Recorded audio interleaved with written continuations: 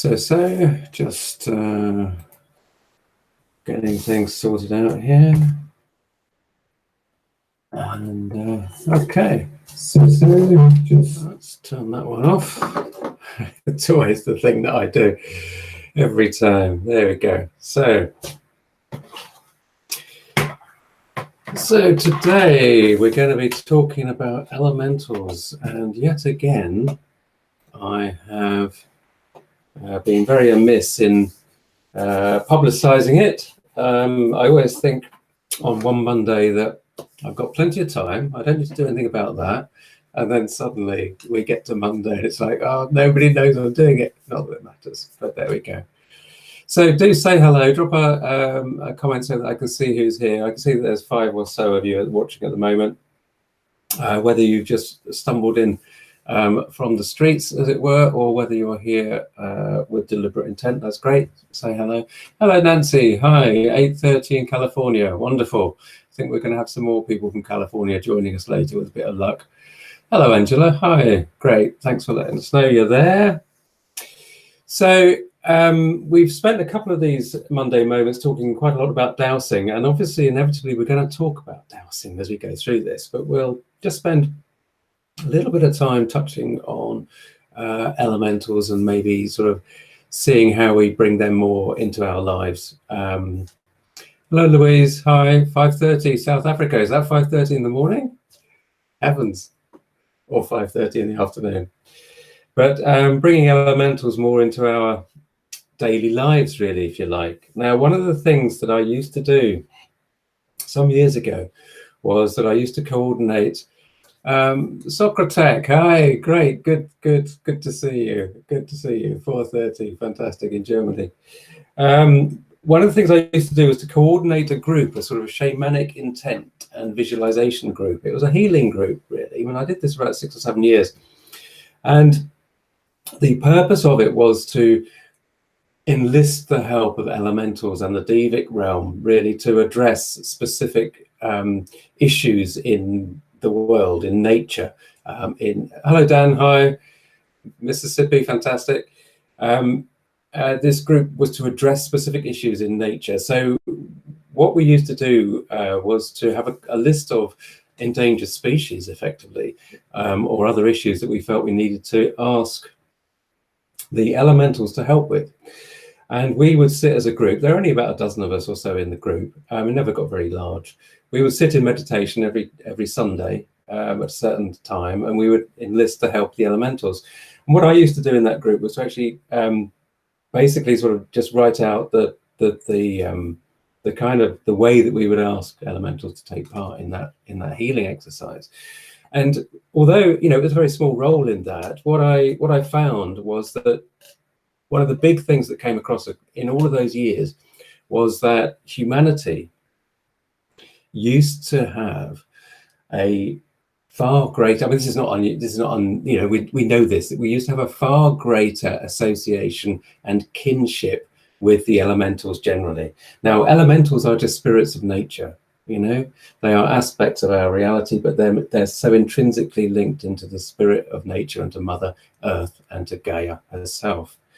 And there was a real feeling in all of the elemental realms that we as a species had just walked out, and it's like we deserted the house and we'd left the elementals to it. And there was a really quite a strong feeling of them not trusting us very much, and who can blame them, to be honest with you. And so anything that we can do that really comes back brings elementals back into our lives. Hello, Poonam. Hi, nice to see you. Back into our lives, just one by one, really helps us connect to nature, helps the elementals feel that actually, you know, a lot of us do care quite a lot about them and about what is happening in the world. Now, as with all of this, there are various ways of looking at it. And, you know, some 15 years ago, before I had the encounter with the spirit lady in our house, I would have poo-pooed the idea of elementals and fairies, gnomes, all of these sort of things. I wasn't open to this sort of thing at all. I would have thought somebody was completely nuts if they were sitting here doing this. And really, the interesting thing is, from my point of view, before we go on and talk a little bit about them individually, is that the elementals give us a really interesting space in which to test, if you like, our belief system, because they're easier to actually make contact with, I think, than the angels and the archangels. They can be regarded as, if you like, if you're still a little bit uncomfortable with the idea of, isolated individual aspects of nature being fairies, gnomes, elves, all these sort of things, then you can think of it as an energy level, energy field. And that's the way I kind of started to allow them into my life, was that was the concept that I kind of followed, in the same way as with the angels, because again, at one time I dismissed the idea of angels and thought that was nonsense too. Little did I know. So it's up to you really to decide how you interact and how you assimilate the information that you believe you're getting. Now, this actually leads me to a point that I was asked only this morning on email, which is that somebody asked a question. In one of the videos, I was talking about the fact that our imagination is a two-way channel. And when we're starting to learn to receive intuitive information, we can actually exercise our imagination. And there will come a time when you differentiate, you'll know the feeling, the difference between something that you create from imagination, so you create from within, and information that comes through exactly the same channel and comes to you. Now, this is a classic case in point. When you're becoming or starting to become aware of elementals, then inevitably it's the sort of thing that one thinks, well, I'm just making this up, I'm just imagining this. And you know what? To start with, it doesn't matter. If that's what you believe, if you believe you're making it up and imagining it, then just go with your imagination. Imagine it into existence, right? Because what you're doing is you're exercising that channel and allowing your inner process, whether it be very visually orientated or whether it be a very feeling orientated process, you're exercising that channel. Even if you just think, oh, well, there might be something there. And then you're just like, oh, well, I'm not sure. Let's just play with the energy that you start to feel. So if you're walking through the woods, for example, and you feel like there might be a flowing energy, a couple of feet off the ground, something like that, 18 inches off the ground, or walking through a field and you feel the same sort of thing, just go with that feeling. Sit still, just meditate, allow yourself to drop into that sense of reverie and allow. Hello, Liv. Hi. Good to see you. And Gazin Natstars, sorry about the name. Hello from Ireland. Good for you. Allow yourself to go into that kind of state of reverie, right? Because if you sit, and as now in Northern Hemisphere, the weather's becoming really nice now. Spring is really, on the way. And to be able to sit outside and just immerse yourself and get carried away with the fairies, literally in that sense, allow your imagination to take over and take you there with it, right? Because one day very soon after you start doing this as a little bit of an exercise, you'll realize that it's not coming from within. It's information that's coming down to you. It's being downloaded. You're gathering this information and your perception of what you're experiencing just very subtly changes. And actually it becomes less of a reverie and a marvel, more a wow, it's an excitement, because you realize that actually you can have some kind of interaction. Now, having said that, interaction with elementals is always going to be different for every single person, right? I mean, I'm really quite jealous of people that have grown up with incredible sensitivity and they can just sort of see elementals everywhere. I don't see them. I really don't see them. I sort of become aware of a presence. Hello there, Carol. Nice to see you. I sort of become aware of a presence. And the greatest presence that I feel, the most common presence that I feel, is, as I've just described, this kind of 18-inch high sort of wave of energy. And it's not a plug, but in the book, well, it is a plug. So in the book, I talk about one example, one instance where I went to a small stone circle, a sacred stone circle, an old, Neolithic stone circle. Hello, I could never pronounce your name. Bless you, from Nevada, USA. Fantastic, lovely to have you, Lady Capera Hank. So we went to this Neolithic, very little Neolithic stone circle near here, actually, in the fairly wild areas of the Yorkshire Dales in the UK. And there was a little group of us, and we sat down and we meditated. And I became very, very aware that this little circle that we were sitting just outside had lots of activity in it, lots of activity, but it was all within the circle. And it was very heavy energy. It was quite compressed and compacted. And what I realized was that actually it was full of like little elves, but they couldn't get out. And so we did a little ceremony and allowed them out. And literally, as I sat there, they were running all over me, running up and down the hills and things. They were, I mean, the energy of these elementals, those of you that have encountered them already, you'll know it's very childlike, or it can be very childlike. And so these little elves and fairies were running around and flapping about. And I realized sometime afterwards that it was kind of representative of a freedom that I was allowing in myself as well at the time. So elementals, like everything in our lives and our perception of life, have this amazing ability to represent, to be symbolic of things and change, right? So there are different ways of looking at it. So we have earth elementals, primarily are things like gnomes, dwarves, fairies, elves, these sort of things. Okay, and I'll just tell you a little thing about a gnome. I have a favorite gnome, and this gnome is a little chap that I call Benjamin. And I came across Benjamin soon after I met Adrian, because Adrian Ingleton-Webber, who I learned a lot about the house healing from, right? And Adrian came in, and fantastic. Great, you've seen the earth elemental, wonderful, yeah, wonderful, well done. Adrian came in and cleared our house, did a house healing on our house where we were living, and I think partly because he just wanted to illustrate what house healing was all about, because I didn't know anything about it at the time.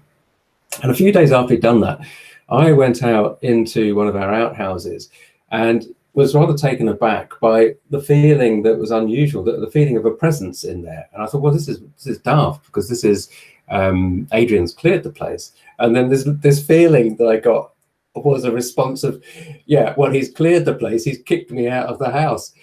And this was a little gnome, in the outhouse, who Adrian had just sort of shifted along with everybody else, and he was there.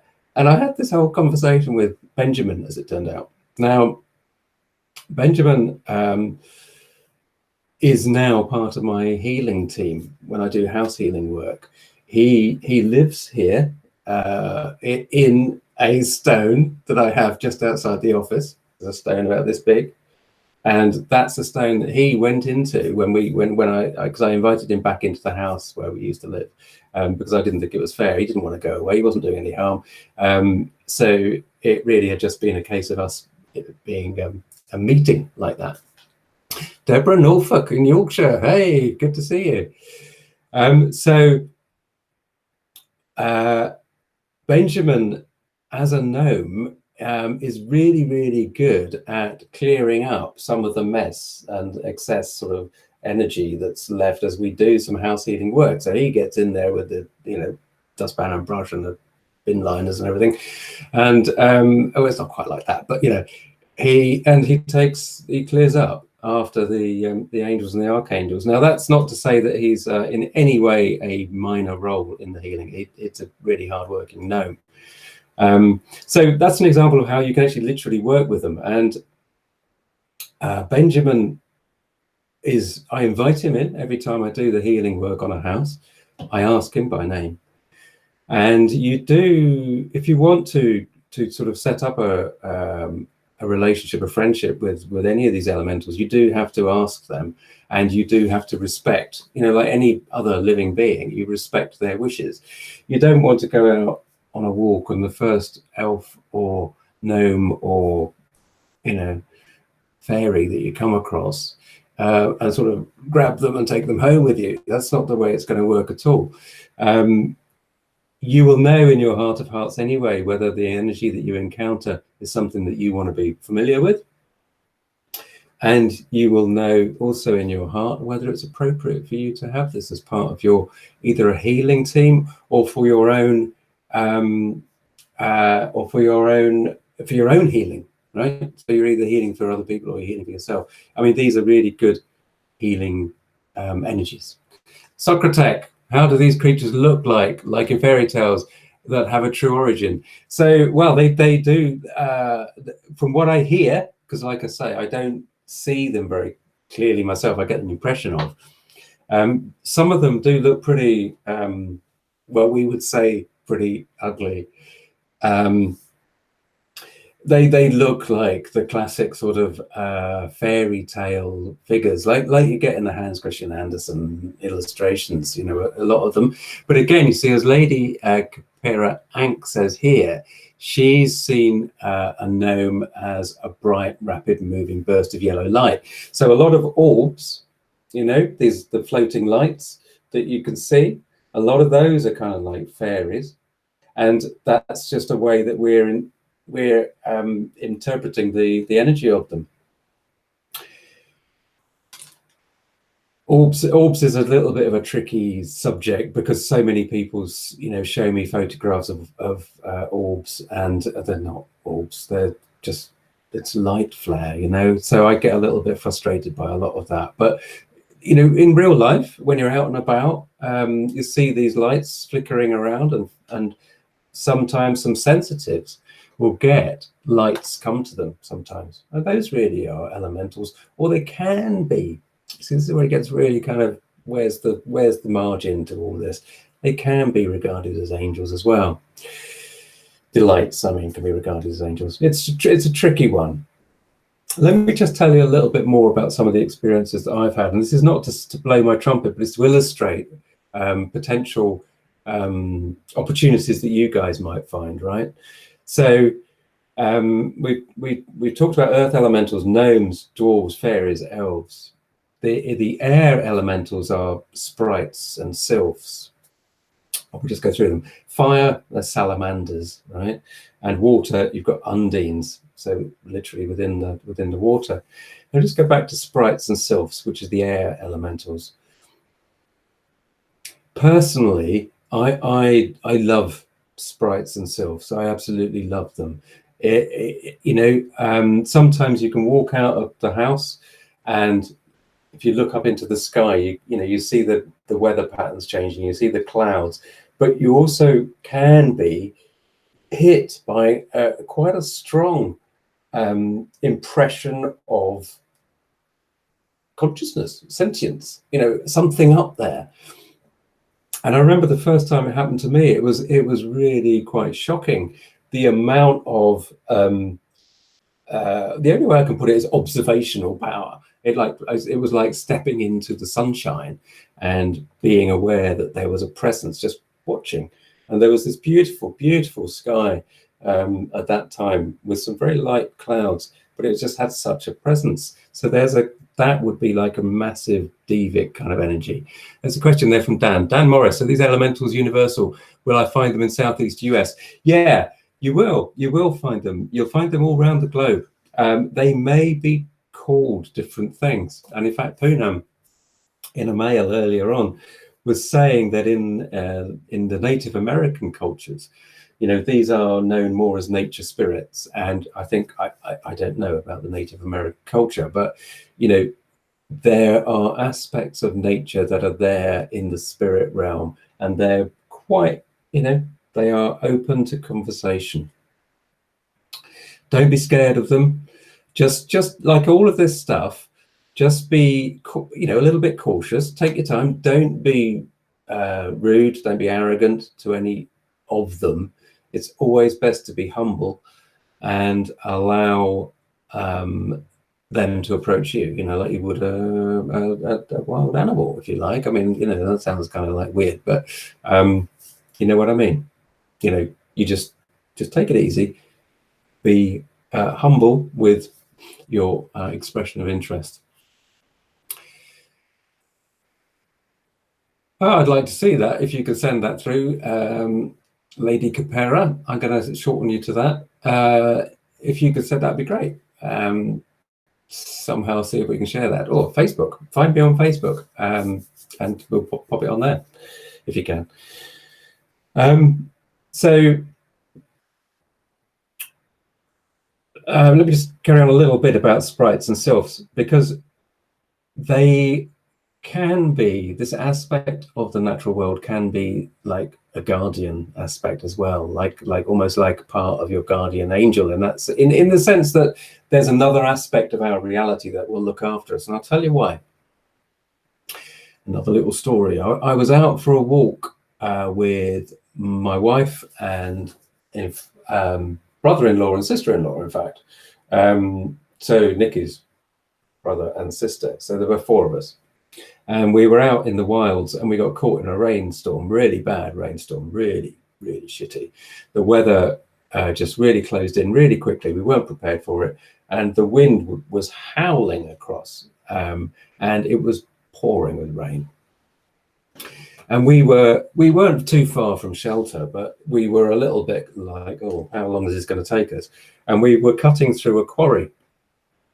And as we were cutting through this quarry, and I was beginning to get quite low, like feeling like, oh, this is really horrible. I wanted to do something that was just going to like be a little bit silly. And as the wind came up, yeah, you can do that. I think you can do that. I think you can find me on Messenger. Yeah, that would be fine. Hi, Jackie. Hi. And hello, Chi-Wang Lee. Hi, Singapore. Fantastic. Anyway, let me carry on with this story. So we were running. I started just to kind of like jog through this quarry, and the wind really got up. And as I was jogging, I realized that I could hear on the wind that there was a voice in the wind, and it was saying, "Take care, beware. Take care, beware. Beware, take care." And I'm thinking, what's that? What? That's really weird. It was a bit freaky. And as I heard, this went on for probably 20 seconds, 30 seconds. And I saw like a rock in front of me. And I thought, oh, I'll just jump on that rock and go over there. And as I jumped on the rock, I lost my footing. I slipped. It was just an ice. It was like ice sheet because it was so wet. I slipped, and the voices stopped, and fortunately I just kind of got my balance again and ran on and sort of hopped off this rock, but realized that if I hadn't kind of taken that side step, I would have plummeted 30 feet. So I would have been seriously hurt. Now the voices were saying beware, and it kind of sunk in, but it didn't sink in. So if I'd really thought, oh yeah, they're telling me to be careful, I would have stopped jogging and I wouldn't have stood on that rock. But that was the voice in the wind.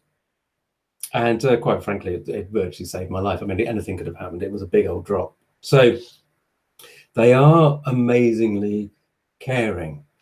What you got going on down here then? So Jackie Cusack, hi to Nathan. Hi to Nathan here. Made it home in time. Oh, Nathan, right. I'm confused by you, mate. Okay, excellent. Well done. Carol, you saw a tree spirit when you're out walking in the local woods. He was about a foot tall, spiky hair. He smiled, tugged at your trousers, scampered into the wood. Fantastic. Yeah, that's right. Poonam, in the yeah, hi Nathan, got that. Poonam, in the report, yeah, the audit, it says trapped elementals. I've changed that actually. I haven't changed it on all at once. That's a good point. I'm send that out. We used to call them trapped elementals, but do you know what? They do go into people's houses and they do get stuck. A lot of the earth elementals, a lot of the gnomes and dwarves, they like to follow people home, especially farmers. We find, people that have been out working in the fields. These little fellas and ladies will follow the farmer home, but as we tend to say, they're not the brightest button in the box, and they seem to get stuck. Now, not all. See, so we can find elementals that are detrimental, right?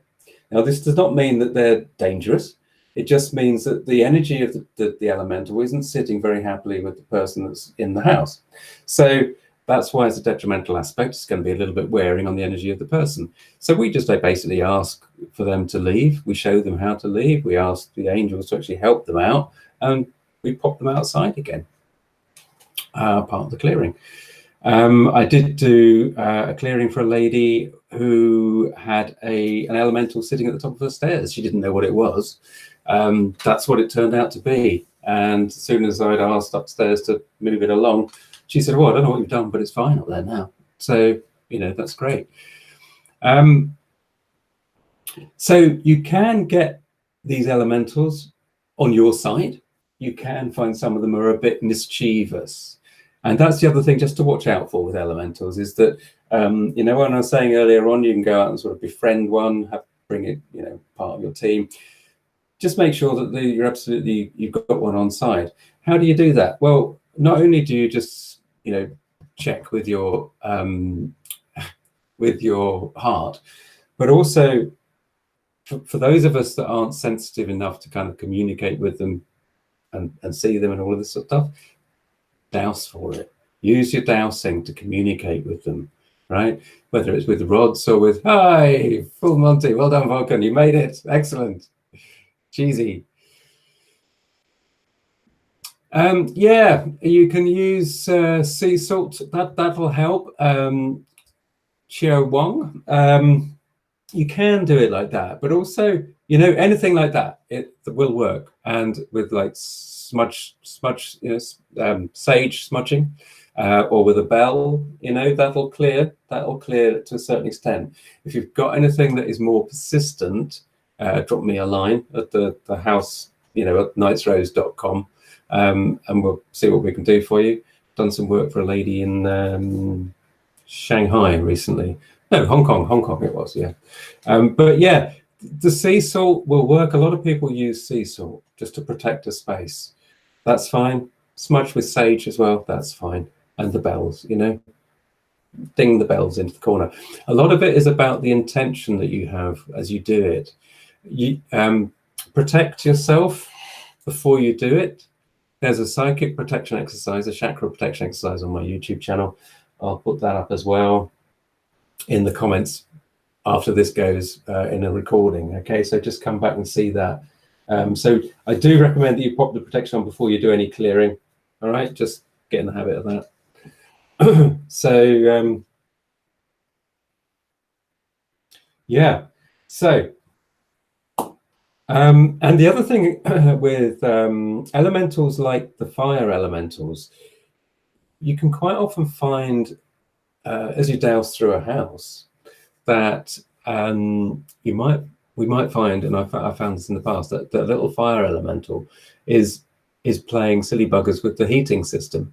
So I'll mark a place in a house, and I don't know what's there. I know that there's some elemental activity, for example, but what's happened in the past is that the house owner says, well, that's the boiler. I said, well, have you had trouble with it? And she said, well, yeah, we have. It keeps going out or whatever. And quite often that can be an unhappy fire elemental playing with the system. Water systems, water works in a house can be affected by water elementals. All of these aspects, they're all aspects of the basic elements of life. Yeah, okay, good. Shiwang Li, that's the Heal Your Home book is primarily by Adrian Inquilton Weber. He's a good man, and the house healing technique that I use is basically built upon his and other information. And Spirit and Earth is the one that I wrote with him. So Heal Your Home gives you details. So in fact, anybody there, if you want to go to Amazon and pick up Heal Your Home, I haven't yet got round to putting a link to Amazon. I want to try and get that sorted on YouTube at some point.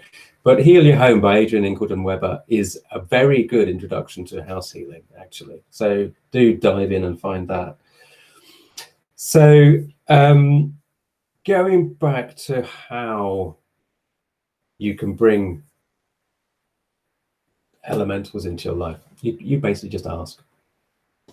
It's as simple as that. I'm hoping that most of you now will have started to kind of really get to grips with the idea of how important meditation is, right? Because what I would suggest, if you want to start to interact with elementals, is that basically you sit in meditation, one of your regular meditation slots, and you basically ask. You ask the management if it would be appropriate for you to have some positive elemental activity in your life, and ask for them to show it to you in the best possible way. Always ask for the best possible, and always ask for it to be for the greatest good and in alignment with divine will, right?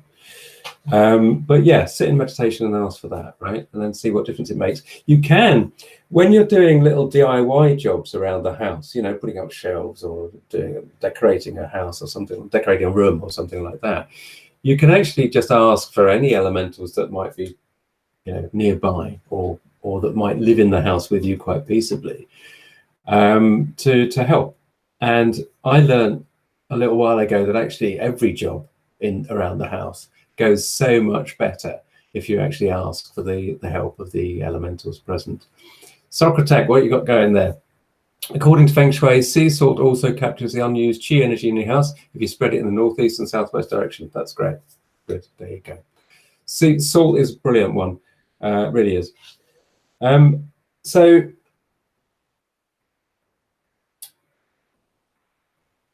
any particular questions that you've got, guys, about elementals? Ask for them to be, you know, ask for them to come forward in your life. Gardening, see, it's great. If you've got a garden or a bit of land, I know Socrates got some bees and he's got some lovely, lovely land, which is really not wild and quite magical. Okay. Yeah, okay, fantastic. Right. So Nancy, so do you mean, yeah, do you mean, well, do you mean the actual creatures or do you mean the subtle realm creatures there? Do you mean the elementals, Nancy? Or do you mean the real crows and the real squirrels and the real hummingbirds?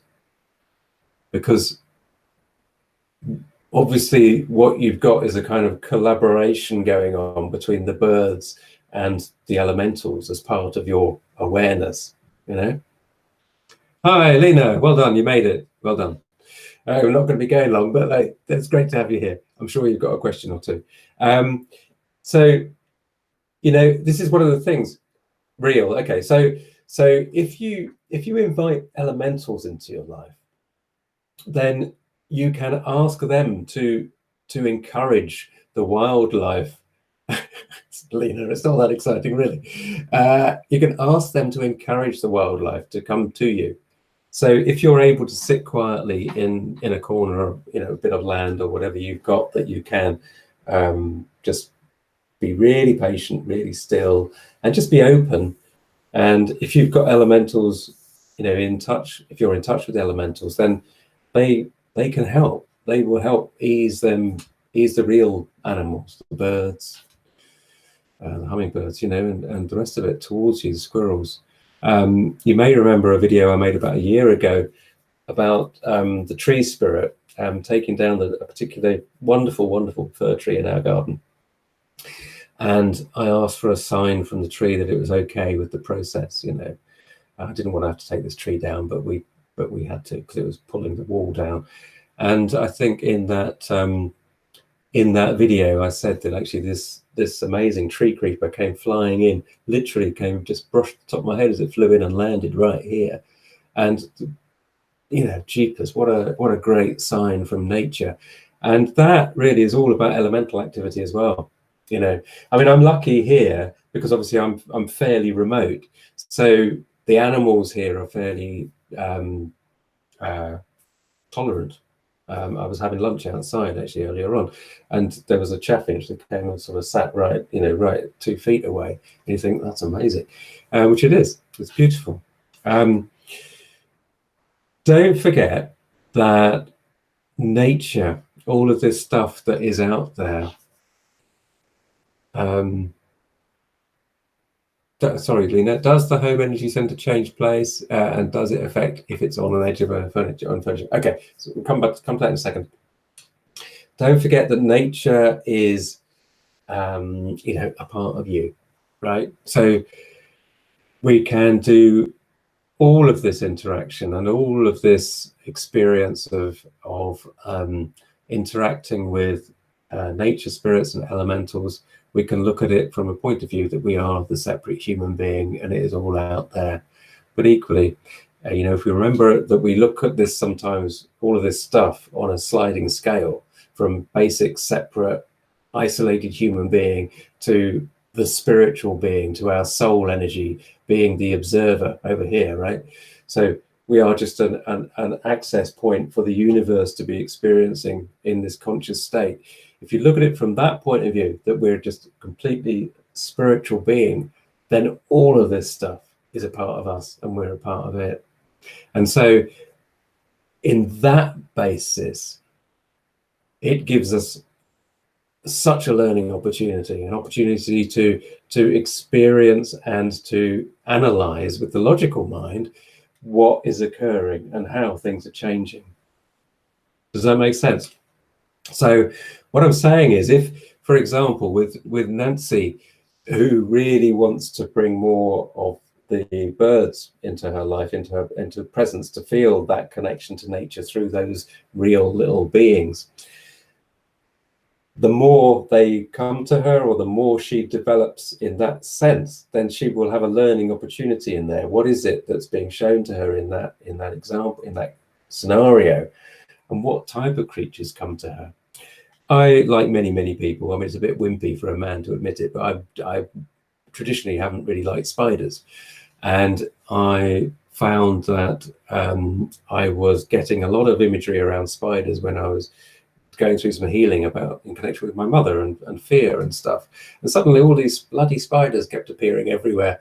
It's a lesson, right? It was a thing, as a symbolic presence. And again, if needs be, then you can talk to the elementals about what does it mean, why are all these spiders appearing, and they will give you that kind of link, will help nudge your process. I'll come back to the power center, Lena, in a sec, just bear with me.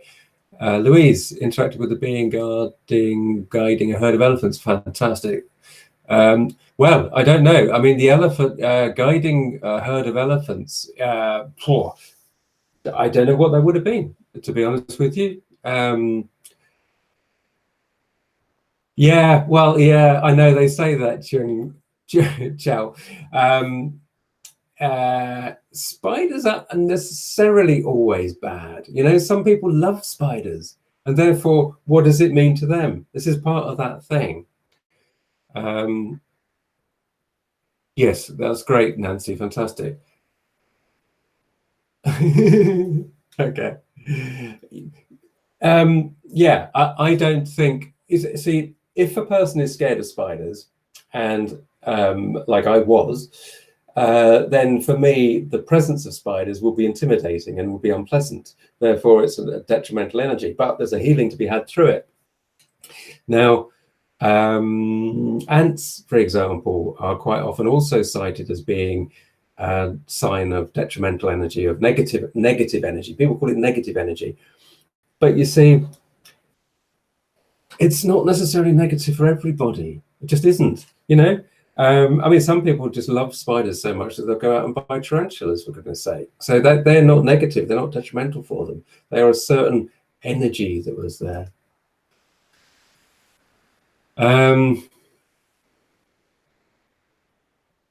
Sounds good to me, that, Lady Capera. Nathan, yeah, was painting a room in an old workhouse today, and next to it was 2 small rooms where they used to lay the dead. Okay, and they buried them across the field in an unmarked grave. Right, okay. Well, you get to all the best places, Nathan. I'm sorry, mate. No reaction to the pendulum in the rooms, but lots over the graves. Took it no further, and we'll send you some pictures. Yeah, that's fine. Okay. Well, again, okay, so let's talk a little bit. Yeah, well, you know, we each have our problems, don't we, Lady and Capera? I'm getting more used to them, I have to say, but I'm still not a great fan. Right, let's just move on a little bit from the elementals. Obviously, if any of you have got specific questions on elementals in the next 10 minutes, then I will endeavour to answer them. But let's come back to some of this earth energy stuff and some of the questions that Lena had a question, and that was about the okay, so the Earth Energy Center, right? Well, it always look what I've been asking everybody to do is to look for the most beneficial, the most powerful one in their house, right? Now, you may find it when you started dowsing a couple of months ago. You may find it in one room, for example, right? You may now find it in another room, just because you are changing. Doesn't mean to say it's going to constantly move around the house or the flat or the apartment, right? But it could possibly move, it could possibly change, or one other one might just come more to the fore because it's more in tune with you, right? So that's a possibility. Earth energy itself moves with the rhythms of nature anyway. So it will vary. A line will not stay in one particular place. It will move a little, excuse me, it will move a little bit. It's not going to move massively, but it will move a little bit. And the only time they move massively is actually when we get lunar eclipses and solstices. I'm doubting myself now. Definitely eclipse, they're amazing, but also at the solstices, they move quite a lot. There's a bit of a party goes on at solstices. So let me move down. So furniture and stuff doesn't really affect it because it's within the atomic, you know, it's in the quantum field of everything. So it's within, doesn't really make a lot of difference. Yeah, okay, hopefully that makes sense. Nathan, yeah, so coming back to your point about these graves, again, don't forget what we said before was ask a specific question. So what were you know, you had your pendulum there and you were saying that it didn't move lots over the graves, right? Graves, no reaction, unmarked graves, no reaction to the pendulum in the rooms, but lots over the graves. Yeah, well, yeah. So what were you asking? You know, don't forget, ask the question. Dowsing is a two-stage process. You ask the question, you get the answer. Ask a question, get the answer. Otherwise, you don't make progress with your understanding of what you're getting. You can hold a pendulum and it'll rotate. You know, if I held a pendulum here over the keyboard, it would probably swing in a clockwise direction. I don't know. I'm not going to bother because it's just but that doesn't tell me anything. If it goes the anti-clockwise, which would be a no for me, that would suggest negative. Doesn't mean anything though. If it goes one way and we haven't asked a question, you know, it would be like somebody walking into a room and just saying yes, and everybody looks and says, "Well, what did you say yes for?" Do you know what I mean? So ask a question. So if somebody says, "Do you want a cup of tea?" and I say yes, well, we know why I've said yes, right? Ask the question. Two-stage process. Okay. And again, you know, don't take that the wrong way. I'm not taking the mick. I'm just trying to make it clear about how we process information and how we make use of these tools and you make use of intuition. You know, this is the key thing for me. It's about helping you guys actually work with your intuition because we're not taught this. You know, it'd be lovely if we were taught how to work with our intuition in school.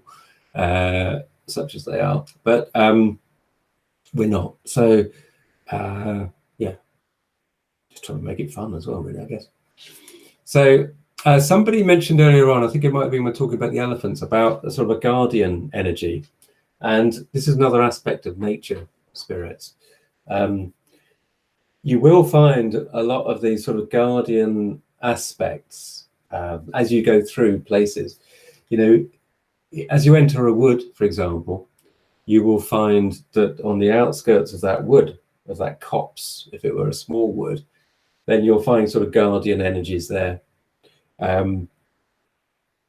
As you go into any different defined space, you'll find a guardian aspect there.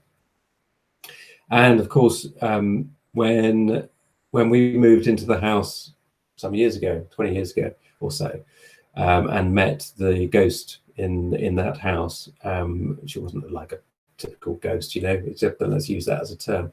She was that guardian energy spirit of the space, looking after the earth energy lines, making them flow and enabling the consciousness that is on the other side of the veil that we're so rarely aware of to flow and to move through that space. It's what a lot of the guardian energies are. If they announce themselves as the guardian of a wood or of a forest or of a copse, it's not necessarily guardian in that sense of, you know, I'm here to stop you coming in. It's about working with the subtle realms of which they're a part, more than working with the solid physical form quite often, right? Lena, how do we know our guardian animal? Well, sit in meditation and ask that your guardian animal, sometimes called a totem animal, of course, be shown to you. You become aware of it, and what will happen is that in your life, in your day-to-day life, you know, you'll see in magazines, suddenly you might see lots of pictures of lions, or suddenly, you know, you can't move for lions on the TV or on the internet or something like that, you know. So, and then you can verify, is my guardian energy animal a lion? And then you can check, douse it, right, and see how that goes. Doesn't mean to say it will always remain the one animal. I actually do have a lion, bless him, yeah, so just ask. Nathan, right, where did you get? You did stand somewhere, it wasn't swinging, and asked where the nearest unmarked grave was, and it pointed, and when I got there, which it wasn't far a few places, it swung in a circle again. Okay, so hello Julie, hi, nice to see you. That's great. I hope you got my email earlier on. I'll do that stuff a little bit later after this. So Nathan, yeah, okay, great. So in fact, what you're saying there is that you did actually ask a question, and it gave you a circle as to tell you you're over the place. So that's great. That's great. That's really good. Nancy, do you think it's possible to receive information without the use of rods or pendulums? Oh yeah, absolutely, yeah, 100%. I mean, again, you know, Nancy, for you, just sitting and being, and the key to that, I don't know how sensitive you are anyway, right? So somebody that's grown up with sensitivity, somebody that's grown up with the natural ability to tune into the subtle energies and doesn't know any different from being a child up to adulthood, they will pick up and intuitively relate to all of this stuff, you know, just because they can. For others, like us, like me, you know, the only way that I was going to be able to relate to this stuff was through dowsing. And so dowsing is a more clunky way of using your intuition. If you're confident with it and you've got the sensitivity just to sit and go with your intuition as it comes through, as information comes to you, as we started off the session saying, that downloads will come to you from the management, from information that is required for you to process, to come to you. Just sit there and allow it to come to you. And that's brilliant. You know, that's a lovely, lovely way of doing it. Be aware of your dreams also, of course. Lena. Yeah, okay, so there you go. Yeah, ask the pendulum about the tigress. It sounds good to me. May I ask, can we use the pendulum to predict the lottery? Well, Chi Yong, you can try. You can try. Everybody does. Everybody tries. But again, this is, okay, Starlight, I'll come to that in a sec. This is the thing. Everybody will try to predict the lottery, and everybody will try to do things like predict the horses. I spent quite a lot of time when I was learning to dowse trying to predict the horses. I got quite good at it, but I never made a fortune. And let me tell you, the only time I did make some money, which was I needed about £150 to go and attend a course run by a particular lady that I wanted to go to her workshop about clairvoyance, about developing my intuition at that time. The only way I could do it, I put £8 on a horse, and I said to upstairs, If I win that, it was going to be £125 or something. If I win that, that's what I'll spend it on. And I won, right? Surprise, surprise. But just using it to do the lottery for, depends on your view of money. Do you feel you're worth it? I get people writing to me saying, "Oh, let's go into partnership. You do the dowsing, and I'll do the treasure hunting or the metal detecting, and we'll be rich." I'm like, "You're talking to the wrong dowser. I'm not into that." Some people are. Great. Okay. Starlight, yeah, you want to buy some dowsing rods? Where are you? UK or USA? Let me know. Yeah, that's a good point, Lady Capera. Yeah, very good. Yeah. I mean, I'm not going to encourage you lot to try it because you'll learn for yourselves whether it's appropriate or not. I did try doing the lottery by talking to Jane soon after we started talking to her, the spirit in the house. And my wife was constantly saying, as I was dousing the numbers with Jane giving me numbers, she was saying, "I don't think we should be doing that. I don't think we should be doing this. This really isn't the right use." So we didn't win, needless to say. Right, Starlight, you're in the UK. So if you go to the British Society of Dowsers, I think if you Google British Dowsers, you'll come up with the British Society of Dowsers. Are copper ones better than anything else? Not really. Not really. It's actually, again, it's entirely personal choice. The copper ones, if you're new to it, which I think you are, the copper ones are really quite nice. They're quite a decent size. They're not too flimsy. They're not too long either. So they're as good as any, but there are also some quite nice. If you look on the British Dowsers website, there are actually some quite nice stainless steel ones. They've got like little protectors on the end of them. Those I would recommend for a beginner, right? They're just nicer to hold. Yeah, but kind of go with your gut again, really. Going to look on Amazon. Well, you can look on Amazon, but you see, the thing is, if you look on the British Society of Dowsers, then you know that they have been chosen by dowsers rather than Amazon being a source of everything. So that's why I would suggest BSD, British Dowsers. Okay, so we're going to have to start to pull this to a close. Any last questions from anybody? Volkan, are you still there? Oh, so the clothes hangers ones worked better, did they? Well, never mind, Lena. It doesn't matter. It really doesn't matter. It's whatever's fun. As you know that I use these big old things. Hey, well done, Volkan. I use these big old things, which Hamish made for me. Used to make them to measure, so they would sit in the hand. They would measure the hand, and they'd make them to that. Penwith Press, PENWITH, Penwith Press Co. UK, still make these. They just do standard sizes. I said that I would mention them because somebody got a bit upset I hadn't mentioned them a little while ago. So do you happen to know if there's a Dowser Society Guild here? Yes, there is. There's the American Society of Dowsers, and they will work in the same way. Yeah, they are great. I'll tell you what, those are really inconvenient to carry, though. You can't do anything with them. You can't put them in your pocket. There are some collapsible dowsing rods that you can get, like the old car aerials, and you can pull them out and they just fit in your pocket. So Lady Cabera, yes, American Society of Dowsers, and they will have local guilds. They will tell you where your nearest one is. Okay, it's the same here in the UK. The British Dowsers do the same thing. Yeah. Okay, so last little question. We've got quite a delay on here, so I'm going to wait like 30 seconds just in case there's one more question to come through. But I hope that has made some kind of sense. And obviously, as usual, do leave comments and leave questions in the, if you've got more comments after we go, leave a comment in the thing underneath the video.